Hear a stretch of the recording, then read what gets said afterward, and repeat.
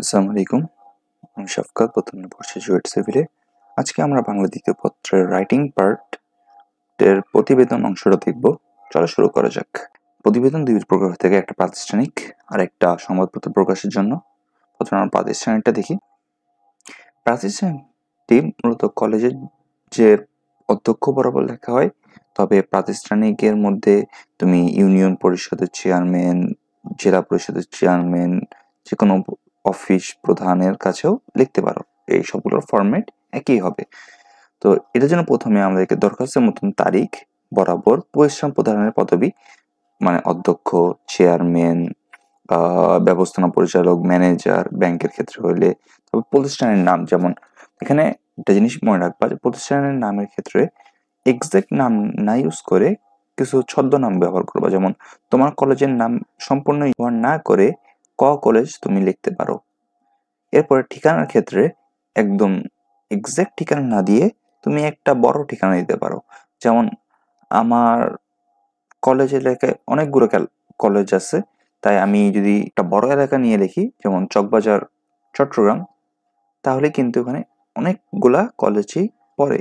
তো এইভাবে তোমরা লিখতে পারো। এরপরে বিষয় লিখতে হবে, এই বিষয়ে প্রতিবেদন। এরপরে আমরা লিখব সূত্র অথবা স্মারক নম্বর। তুমি সূত্রও লিখতে পারো, তুমি স্মারক নম্বর লিখতে পারো, যেটি তুমি ব্যবহার করবে পরবর্তীতে সেটি মেনটেন করবে। স্মারক নম্বর লেখার ক্ষেত্রে তোমার প্রথমে প্রতিষ্ঠানের অধ্যক্ষ নিতে পারো। যেমন আমি নাম ধরেছি ক কলেজ, সেক্ষেত্রে ক দিছি। তুমি যদি ক ব্যাংক দিতে চাও তাহলে ক ব দিবা, এইভাবে। এরপরে যেই বিষয়ে তুমি লিখতে চাচ্ছ প্রতিবেদনটা, তার একটা নাম দিবা। ধরো এখানে তুমি যাইতে যাচ্ছ পিকনিকে বা শিক্ষা সফর, তুমি লিখে দিবা শিক্ষা সফর। এরপর স্ল্যাশ দিয়ে সেটির বছর দিয়ে ১-এর ছয় ৫-এর মানে একটা নাম্বার দিয়ে দিবা এবং এটাই পরবর্তী মেনটেন করবা। এরপরে আমাদের আবেদনের মতনই জনাব মিহিত নিবেদন, এই যে আপনার আদেশ নং দেওয়ার পরে তোমরা এই নীল কালির সূত্র নম্বরটা লিখবা অনুসারে। এরপরে আবেদনের বিষয়টি লিখবা, নিম্নে একটি প্রতিবেদন পেশ করছি। এরপর আমাদের মেইন প্রতিবেদন শুরু হবে। সেটা তোমরা হেডিং হিসেবে প্রতিবেদনের শিরোনাম দিতে পারো, তবে প্রাতিষ্ঠানিকের ক্ষেত্রে এটা একটা অপশনাল বিষয়, এটা তোমরা অ্যাভয়েডও করতে পারো। এরপরে আমরা ৫ থেকে ৬টি অনুচ্ছেদের মধ্যে মূল প্রতিবেদনটি লিখব। প্রথম অনুচ্ছেদে তোমরা জিনিসটা কি এটা ব্যাখ্যা করার চেষ্টা করবা। পরে ৩টা থেকে ৪টা অনুচ্ছেদে কি কি করা হবে এটা লিখবা। আর লাস্টে একটা ক্লোজিং অনুচ্ছেদ দিবা, যেটার মধ্যে বলা হবে যে হলো প্রতি বছর করা হয়, তো এই বছর করলে ভালো হবে, এটা প্ল্যান করছে আমরা। বা তুমি বলতে পারো যে আমরা আগামীতে এটা করব, এটা এই সাহায্য করবে, এরকম একটা পজিটিভ ইমপ্রেশন দিয়ে শেষ করবা। শেষে প্রতিবেদকের স্বাক্ষর দিয়ে দিবা। এরপর প্রাতিষ্ঠানিক প্রতিবেদনের ক্ষেত্রে গুরুত্বপূর্ণ হলো একটা টেবিল।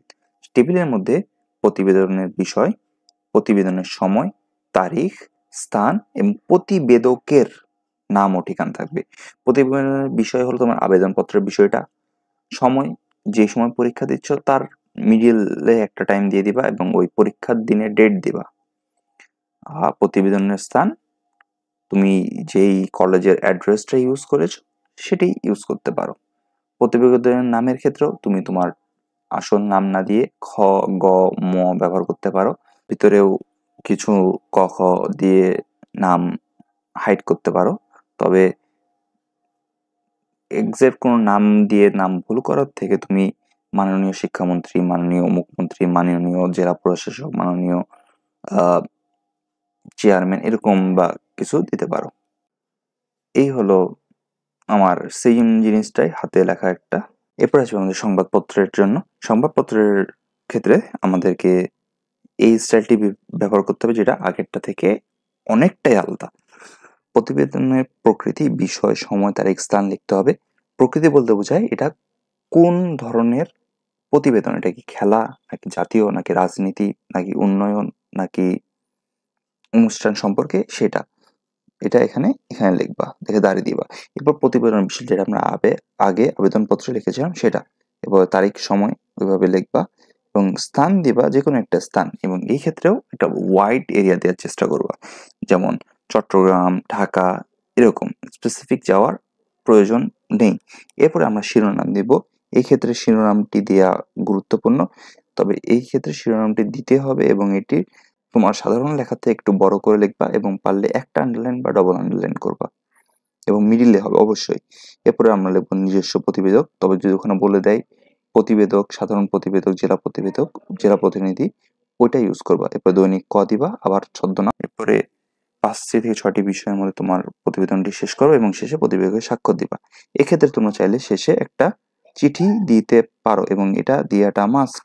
কারণ তুমি সংবাদপত্রের তোমার আর চিঠিতে অবশ্যই প্রাপক হবে সংবাদপত্রের এডিটর এবং এখানে তুমি এডিটর, পত্রিকার নাম মানে দৈনিক ক, একটা হলো ঢাকায় যেকোনো একটা অ্যাড্রেস দিয়ে দিবা। কারণ ম্যাক্সিমাম ন্যাশনাল পেপারেই দেওয়াটাই উচিত। লোকাল পেপার চাইলে তোমরা দিতে পারো। এবং এটি হলো সংবাদপত্রে প্রকাশের জন্য ওই লেখাটারই একটা রিটেন ভার্সন। তো এতক্ষণ সাথে থাকার জন্য ধন্যবাদ। আশা করি পরবর্তী ক্লাসগুলোতেও আমার সাথে পাবো। আসসালামু আলাইকুম।